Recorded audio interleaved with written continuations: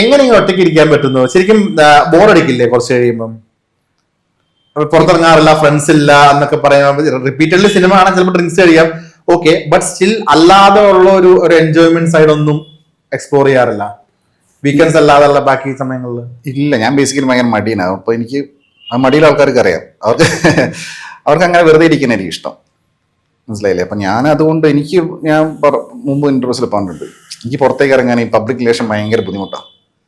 അത് ആളുകൾ തീരെ മര്യാദ ഇല്ല, ഞാൻ പല ഇന്റർവ്യൂ പറഞ്ഞിട്ടുള്ള സിക്സ് സെൻസ് ഇല്ല, ആ ഒരു കൾച്ചേഴ്സ് മാനേഴ്സ് ഇല്ല. അപ്പോൾ വെച്ചാൽ എനിക്ക് ഭയങ്കരമായിട്ടുള്ള പ്രശ്നം, അത് മെന്റലി ഭയങ്കര പ്രശ്നം. അപ്പം അതുകൊണ്ട് പണ്ടൊക്കെ പിന്നെ നമുക്ക് വേറെ ഓപ്ഷൻ ഇല്ല. പഠിക്കുന്ന സമയത്ത് നമ്മൾ പുറത്ത് പോകണം, ജോലി ചെയ്യുന്ന സമയത്ത് പുറത്ത് പോകണം, ബസ്സിൽ കയറണം. ഒരു പോസ്റ്റ് കോവിഡ് പീരീഡ് കഴിഞ്ഞ ശേഷം പിന്നെ അങ്ങനെ പിന്നെ ബസ്സിലും പോയിട്ടില്ല. അപ്പോൾ ഞാൻ ഇത് പറയാന്ന് വെച്ച് കഴിഞ്ഞാൽ അപ്പം എനിക്ക് പുറത്ത് ആളുകളായിട്ട് ഇപ്പോൾ ഡ്രൈവിങ് ഭയങ്കര പ്രശ്നമാണ്, ഭയങ്കര മോശം ഡ്രൈവിങ് 90% ആവും. ആ ഡ്രൈവിങ് അറിയില്ല, ലൈസൻസ് വെറുതെ കൊടുക്കുന്നത്. അപ്പോൾ അതുകൊണ്ട് അത് പ്രശ്നമുണ്ട്. പിന്നെ ആളുകൾ തിയേറ്ററിൽ തന്നെ ഞാൻ ഭയങ്കര ചൂസ് ചെയ്യാനുള്ള തിയേറ്ററിലേ പോകാറുള്ളൂ. ഈ ടിക്കറ്റ് ചാർജ് കുറഞ്ഞ തിയേറ്റേഴ്സിൽ ഭയങ്കര ബുദ്ധിമുട്ടാണ്. അതിനർത്ഥം അതായത് പടക്കാരല്ലാത്ത ആളുകൾ മോശക്കാരെന്നുള്ളതല്ല, വലിയ ക്രൗഡ് വരുന്നപ്പോൾ കോഴിക്കോട് രാധാ തിയേറ്റർ, കൈരളിയിലൊക്കെ പറഞ്ഞാൽ ഭയങ്കര പ്രശ്നമാണ്. പക്ഷേ ബസ് സ്റ്റാൻഡിന് തൊട്ടടുത്താണ്. കുറേ ആൾക്കാർ വെറുതെ കാര്യം വരും, സിനിമയ്ക്ക് വരുന്നതല്ല. എന്നിട്ട് ഫാമിലിയൊക്കെ ബസ് ലേറ്റായി വരും, എന്നിട്ട് കുട്ടികൾക്ക് കാർട്ടൂൺ വെച്ച് കൊടുക്കും. ചിലപ്പോൾ മലയാളീസ് തന്നെ ആയിരിക്കുമല്ലോ. അപ്പോൾ അത് ഭയങ്കര ബുദ്ധിമുട്ട്. എനിക്ക് പിന്നെ സീറ്റിൽ ചവിട്ടുക, അങ്ങനെ അറിയാലോ, തിയേറ്ററിലെ പ്രശ്നം അറിയാലോ. ഫോൺ യൂസ് ചെയ്യുക, ലൈറ്റ് അടിക്കുക, ഗെയിം കളിക്കുക. അപ്പോൾ നമുക്ക് ഭയങ്കര ഇറിറ്റേഷൻ വരും. ഇവരെ പോലും ഇടിക്കാനും പറ്റില്ല, അതിനടുത്ത കേസാവില്ല. അപ്പോൾ അതുകൊണ്ട് ഞങ്ങൾ ശ്രദ്ധിച്ചിട്ട് ചെയ്യാറ്. ഇപ്പൊ അശ്വന്ത് പറഞ്ഞപ്പോ എനിക്ക് തോന്നിയൊരു കാര്യം, അശ്വന്ത് പറയുന്നത് പുറത്തേക്ക് ഇറങ്ങുന്നില്ല, ആൾക്കാര് ശരിയല്ല, സംസാരം ശരിയല്ല, സിവിക് സെൻസ് ഇല്ല, വണ്ടി ഓടിക്കാൻ അറിയില്ല. മൊത്തത്തിൽ അശ്വന്ത് കാണുന്ന എല്ലായിടത്തും ഒരു പ്രശ്നം എനിക്ക് ഫീൽ ചെയ്തിട്ടുണ്ട്. അത് ആൾക്കാരുടെ പ്രശ്നമാണോ അശ്വന്തിന്റെ പ്രശ്നമാണോ? ചുറ്റുമുള്ള എല്ലാവർക്കും ഈ ഓടിയൊരു സിനിമയിൽ ഒരു സീനുണ്ട്, എന്റെ കൂടെയുള്ള 48 പേർക്കും വഴിതെറ്റി, അപ്പൊ നിങ്ങൾക്കാണോ തെറ്റി? അല്ല, ഞാൻ പെരിയസ്വാമി, എനിക്ക് തെറ്റില്ല എന്ന് പറയുന്ന പോലെ.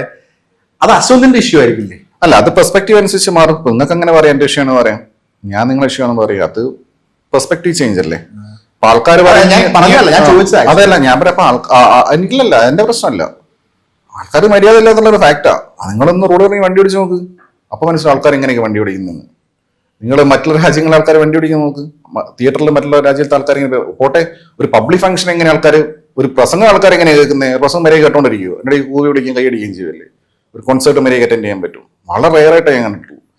അപ്പോൾ അത് എന്റെ പ്രശ്നമായിട്ട് എനിക്ക് തോന്നുന്നില്ല, ആൾക്കാരുടെ പ്രശ്നം തന്നെ. സ്കൂളും കോളേജൊക്കെ പ്രാസംഗികനായിരുന്നോ? എനിക്ക് ഭയങ്കര എക്സ്ട്രീം സ്റ്റേജ് ഫിയർ ഉള്ള ആളെ, വരയ്ക്കും ഞാൻ സ്റ്റേജ് കയറിയാൽ. ഇപ്പോഴും വരയ്ക്കും. ഞാൻ പബ്ലിക് ഫംഗ്ഷൻസും പോകാറില്ലല്ലോ. പിന്നെ അത്രയും വല്ല എന്താ പറയുക, എക്സെപ്ഷണൽ ആയിട്ട് ഒഴിവാക്കാൻ പറ്റാത്താണെങ്കിൽ മാത്രമേ ഞാൻ പോകാറുള്ളൂ. വരയ്ക്കുന്ന വെച്ചാൽ ആൾക്കാർക്ക് എന്റെ പറയൽ കാണുമല്ലോ, പക്ഷെ എന്റെ ഉള്ളിൽ സ്റ്റേജ് ഫിയർ അങ്ങനെയാണല്ലോ. പിന്നെ കുറച്ച് സമയം കഴിഞ്ഞാൽ അത് മാറും. പിന്നെ എനിക്ക് നിന്ന് സംസാരിക്കാൻ എനിക്ക് പറ്റൂല. അത് കോൺഫിഡൻസിന്റെ പ്രശ്നമുണ്ടെന്നോ? കോൺഫിഡൻസ് ഒരു സ്റ്റേജ് ഫിയർ ഉള്ളവർക്ക് നിന്ന് സംസാരിക്കാൻ കുറച്ച് പാടായിരിക്കും. പക്ഷെ ഞാൻ സംസാരിച്ചിട്ടൊക്കെ ഉണ്ട് വേറെ കാര്യം. പക്ഷെ എന്താണെന്ന് വെച്ച് കഴിഞ്ഞാൽ എനിക്കിപ്പോ ഒരു ഉദ്ഘാടനത്തിന് പോയിട്ട് ഒരു ആളുകളെ കയ്യിലെടുത്ത് സംസാരിക്കുക അതെനിക്ക് പറ്റൂല. അല്ലാതെ ഇപ്പൊ എന്നോട് ക്വസ്റ്റ്യൻ ചോദിച്ചാൽ ആൻസർ പറയും. അല്ലെങ്കിൽ ഇപ്പൊ നടക്കുന്ന പരിപാടികളുണ്ടല്ലോ, ഫെസ്റ്റിവൽസ്, ലിറ്ററേച്ചർ ഫെസ്റ്റിവൽ, ഫിലിം, അതിൽ ഇരുന്നിട്ട് നമ്മൾ ഒരു ആങ്കർ 3 ആൾക്കാർ ഇരുന്ന് സംസാരിക്കൂലേ, അതെനിക്ക് ഓക്കെയാണ്. അതെനിക്ക് ഓക്കെ. അല്ല, ഒറ്റയ്ക്ക് എന്റെ തലയിലാക്കിയിട്ട് ഞാൻ നിന്ന് സംസാരിക്കുക പറഞ്ഞു കഴിഞ്ഞാല് അതെനിക്ക് കംഫർട്ടബിൾ അല്ല, ഞാനതിന് ഓക്കെ അല്ല. ഈ സിനിമ റിവ്യൂ, ഇപ്പൊ പ്രൊമോഷൻ ഇന്റർവ്യൂസ് എന്ന് പറയുന്ന ഒരു കാറ്റഗറി നടക്കുന്നുണ്ട്. അത് തന്നെ ഇപ്പൊ ഒരു 5-6 വർഷമായിട്ട് കണ്ടിന്യൂസ് നടന്നത്, അത് തന്നെ ആൾക്കാർക്ക് മടുത്തു തുടങ്ങി. ഇപ്പം സിനിമാക്കാർക്കും മടുത്തു തുടങ്ങി, ആൾക്കാരും കണ്ട ഒരേ പരിപാടികൾ തന്നെ റിപ്പീറ്റഡ്ലി പൊക്കോണ്ടിരിക്കുന്ന പരിപാടിയാണ്. അതിന്റെ ഒരു കാലഘട്ടം ഒരു പക്ഷെ അധികം നാളത് മുമ്പോട്ട് പോകാതെ മറ്റൊരു സ്റ്റേജിലേക്ക് ഇപ്പൊ എത്തിയേക്കാം. ഈ റിവ്യൂവിന്റെ ഒരു ഭാവി എന്താണ്? ഏതൊരു കാലഘട്ടം വരെ റിവ്യൂ ചെയ്ത് മുമ്പോട്ട് പോകാൻ പറ്റും? നിങ്ങൾ ഉദ്ദേശിക്കുന്നത് മറ്റേ പേഴ്സണൽ റിവ്യൂസ് ആണോ അതോ സിനിമയുടെ റിവ്യൂ ചെയ്ത്? മറ്റേ പ്രോഗ്രാമിനെ കുറിച്ചല്ലല്ലോ. ഏത് പ്രോഗ്രാം? അല്ലെങ്കിൽ സിനിമ പ്രൊമോഷൻ പ്രോഗ്രാം. ഞാൻ എക്സാമ്പിൾ പറയാം. പ്രൊമോഷൻ എന്ന് വെച്ചാൽ ഒരു സമയത്ത് ആൾക്കാർക്ക് ഭയങ്കര ഇൻട്രസ്റ്റ് ആയിരുന്നു. പിന്നെ ഒരേ കാര്യങ്ങൾ ഇങ്ങനെ ഒരു സിനിമയുടെ 10 ഇന്റർവ്യൂ കൊടുക്കുന്നു. അതിങ്ങനെ വന്ന് നടന്മാർക്കും മടുത്തു, ടെക്നീഷ്യന്മാർക്കും മടുത്തു, ഓഡിയൻസിനും കാണുന്നതും മടുത്തു. ഏതോ 1-2 മനസ്സിലായി. അത് ഗ്രാജുവലി ഗ്രാഫ് താഴേക്കാ പോണേ. അതുപോലെ തന്നെ റിവ്യൂവിന്റെ ഒരു ഫ്യൂച്ചർ എന്താണ്? സിനിമ എന്നും കാണും, പക്ഷേ റിവ്യൂവിന്റെ ഒരു ഭാവി എന്തായിരിക്കും? എത്ര വർഷം ഇതേപോലെ പോകാൻ പറ്റും? അതെ, അത്രയും പറയാം. അതായത് ഈ സിനിമ റിവ്യൂസിന് പ്രത്യേകത ഉണ്ട്. കാരണം ഇറ്റ്സ് ബേസ്ഡ് ഓൺ സിനിമാസ്. അപ്പോൾ സിനിമ ആളുകൾ ഇഷ്ടപ്പെടുന്നിടത്തോളം കാലം, സിനിമ ആൾക്കാർക്ക് താല്പര്യമുള്ള ഒരു എന്റർടൈൻമെന്റ് ആയിരിക്കുന്നിടത്തോളം കാലം റിവ്യൂസിനും അതേ വ്യൂസും പ്രസക്തിയുണ്ട്. പക്ഷേ അത് ആളുകൾ മാറിയേക്കാം.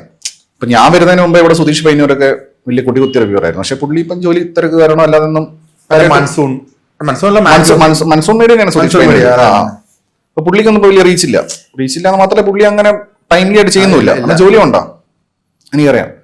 അപ്പൊ ഞാൻ വരുന്നതിന് മുമ്പ് ഉണ്ണി ഗംഭീരമായിട്ട് റീച്ച് അടിച്ചു പോയിക്കൊണ്ടിരുന്ന. അപ്പൊ അങ്ങനെ ഓരോ സമയത്ത് ഓരോ ആൾക്കാരുണ്ടാവും. അപ്പൊ ഞാൻ വന്നിപ്പോ കുറച്ചേരം ഞാൻ നിൽക്കുന്നുണ്ട്. ഇനി എന്നെക്കാളും താല്പര്യമുള്ള ആളുകൾക്ക് താല്പര്യമുള്ള റിവ്യൂർ വന്നു കഴിഞ്ഞാൽ എന്റെ റീച്ച് സ്വാഭാവികം കുറയും.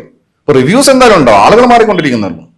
കാരണം സിനിമ എന്നും ഇങ്ങനെ സ്വയം നവീകരിച്ച് പോകുന്ന ഒരു മാധ്യമല്ലേ. അപ്പൊ സ്വാഭാവികമായിട്ടും സിനിമ ആൾക്കാർക്ക് ഇത്രയും കാര്യമായിട്ടും എടുത്തിട്ടുണ്ടോ? ഇല്ല. പാട്ടുകൾ ആൾക്കാർക്ക് എടുത്തിട്ടില്ല. പക്ഷെ നിങ്ങൾ ആലോചിച്ച് നോക്ക്, ഫുഡ് ബ്ലോഗേഴ്സ് ഒക്കെ വൺ ഡൗൺ ആയി. ഫുഡ് ബ്ലോഗിങ് ഇനി ഇനി എന്ത് ഫുഡ് ഉണ്ടാക്കി കാണിക്കണ്ടേ? കണ്ടതന്നെ വീണ്ടും കാണുമല്ലാതെ എക്സൈറ്റ്മെന്റ് പോയി ആൾക്കാർക്ക്. ഹോട്ടലിൽ പോയിട്ട് ഇപ്പൊ മൃണാളൊക്കെ ചെയ്തുകൊണ്ടിരുന്ന സാധനം ഉണ്ടല്ലോ, ഹോട്ടലിൽ പോയിട്ട് അതന്നെ റെസ്റ്റോറൻറ്റ്സ് പോയിട്ട് ഇത് ഫുഡ് അടിച്ചിട്ട് അതിനിപ്പം വലിയ വ്യൂസ് ഇല്ല. പക്ഷെ പഴയത് ഞാൻ ഇപ്പോഴും കാണാറുണ്ട് മൃണാളിന്റെ ഒക്കെ. പക്ഷെ പുതിയ വീട് വരുന്നുണ്ടോ നോക്കി അങ്ങനെ കാണാറില്ല. ഇപ്പൊ ഫിറോസ് ചുട്ടിപ്പാറേന്റെ ഒക്കെ അടുത്ത് പുള്ളി വലിയ ഇത് വലിയ ഹെവി സാധനങ്ങൾ കുക്ക് ചെയ്യല്ലോ, ഒരു പോത്തിനെയൊക്കെ ഒന്നിച്ച് അത് കണ്ടും അടുത്ത്. അപ്പൊ ലൈഫ് സ്റ്റൈൽ ബ്ലോഗ്സ് ഇതൊക്കെ എടുത്തു. അപ്പൊ ഇതെനിക്ക് cinema based on something else അല്ലേ. അപ്പൊ സിനിമ റിവ്യൂസിന് മടുക്കൂല. ആൾക്കാർ മടുക്കുമായിരിക്കും, പക്ഷെ റിവ്യൂസ് മടുക്കൂല. എല്ലാ സ്ഥലത്തും ഇപ്പം തമിഴ്നാട്ടിലൊക്കെ ഇപ്പൊ എല്ലാവരും ബ്ലൂ സട്ടേനൊക്കെ ഇപ്പോഴും കണ്ടോണ്ടിരിക്കുന്നില്ലേ. മടുത്തിന്റെ യൂസ് വരില്ലല്ലോ. വർഷങ്ങൾക്ക് മുമ്പ് സിനിമാ മംഗളം എന്ന് പറഞ്ഞ മാഗസിനില് ഗാനതർപ്പണം എന്ന് പറഞ്ഞൊരു പങ്ക്തി ഉണ്ടായിരുന്നു. അറിയാം. TP ശാസ്ത്രമംഗലം. ഞാൻ ആദ്യമായിട്ട് വായിച്ച ഒരു റിവ്യൂ അതാ. അദ്ദേഹം പാട്ടിന്റെ വരികളെ കൊന്നുകോല വിളിച്ചെഴുതും.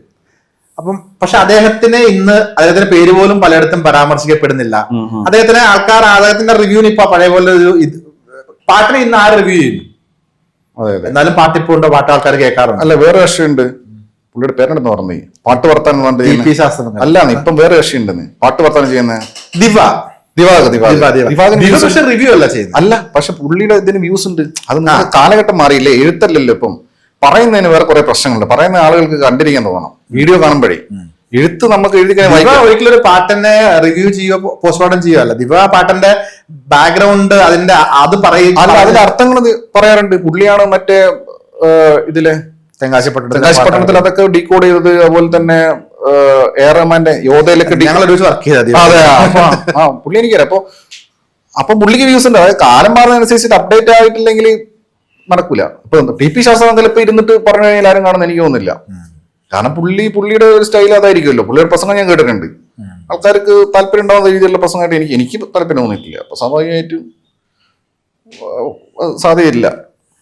ആൾക്കാർ മാറി വരും, ഈ സംഭവം ഇവിടെ തന്നെ ഉണ്ടാവും. അതെ. ആ സിനിമ റിവ്യൂവിന്റെ കാര്യത്തിലാണ്. ഇതിനിപ്പോ പുതിയൊരാൾ വന്നിട്ട് ഫുഡ് ബ്ലോഗ് ആയിട്ട് കാര്യമൊന്നുമില്ല. അല്ലെങ്കിൽ ലോകത്താരും കഴിക്കാത്ത ഭക്ഷണം കാണിക്കേണ്ടി വരും. അത് പോയിന്റാ.